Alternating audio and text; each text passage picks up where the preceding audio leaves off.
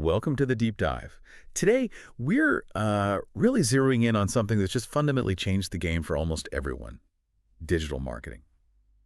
Okay, let's unpack this. We've got some great material here that, really highlights why this isn't just some passing trend. It's, well, essential now. It's really core to how businesses need to operate to stay competitive and flexible. Absolutely. And for you listening, maybe you run a business, maybe you're thinking about freelancing, or maybe you're just curious about what actually, makes things tick these days. This deep dive is designed to give you that solid, actionable understanding. We want to pull out the really important stuff, the key insights, so you can see how it all fits together and maybe use it yourself. Right. So let's dive straight in with maybe the most obvious one: global reach. It's just unparalleled. Think about the old ways. Traditional marketing, you were pretty much stuck locally, right? A billboard here, a radio ad there. Limited by geography, definitely. Exactly. Yeah. But digital, poof. Those borders just vanish. You get instant access to, well, potentially the whole world without needing offices everywhere. And what's really fascinating there is how it sort of levels the playing field. Yeah. It democratizes access. If you connect that to the bigger picture, it means even a tiny operation, like someone making crafts in, say, Bangladesh, Yeah. they can reach customers directly in the US or the UK or Japan. Anywhere, really. That was unthinkable before. That's a great point. It opens up markets for niche stuff, too. Precisely. But it does raise a question, doesn't it? Does that global stage also mean way more competition, especially for those smaller players? It does. Yeah, that's the flip side. Our sources definitely touch on that. It cuts both ways. Huge opportunity, but also a more crowded space. Which actually leads nicely into the next point: cost. Digital marketing can be incredibly budget-friendly, especially compared to those, eye-watering costs of traditional stuff. TV ads, big print campaigns. Forget it for most small businesses. Huge barrier to entry there. Right. But with digital, you can run decent campaigns on Google or Facebook with budgets that wouldn't even cover a coffee run for a big agency. And things like SEO, content. If you do them right, they deliver value long-term, often for free, aside from your time, obviously. Yeah, that cost point often surprises people. They assume effective marketing must cost a fortune.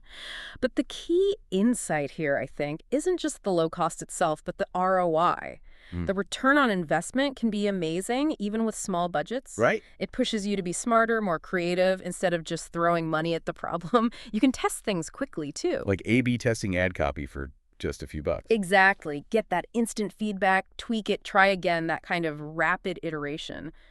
Impossible, or at least wildly expensive in the old model. Okay, so you're running these cheaper, testable campaigns. How do you know what's actually, working? And that brings us to what might be the biggest strategic edge: measurement. The results are incredibly measurable. Oh, yeah. This is transformative. With traditional stuff, you're often just guessing, aren't you? Did people see the ad? Did it do anything? It's a real black box sometimes. But digital, you get hard data, Yeah. analytics on everything, clicks, views, conversions, bounce rates, the whole 9 yards. It's like having a marketing microscope. It really is. And it's not just knowing what happened, like getting X number of clicks. It's about diagnosing why. You can see the user's path, where they dropped off, what they engaged with. So you can actually figure out what needs fixing. Precisely. Connect that to the bigger picture. Yeah. Marketing shifts from educated guesswork to a data-driven science. You can genuinely optimize, adapt on the fly. And all that data, that real-time information, it feeds directly into the next big advantage. Much, much better targeting. You stop just, yelling into the wind, hoping the right person hears you. Yeah, the scattergun approach. Exactly. Yeah. Digital lets you be incredibly precise. You can target based on age, location, interests, online behavior, even job titles sometimes. It's pretty granular. So your message lands right in front of the people who actually need or want to see it. Less waste.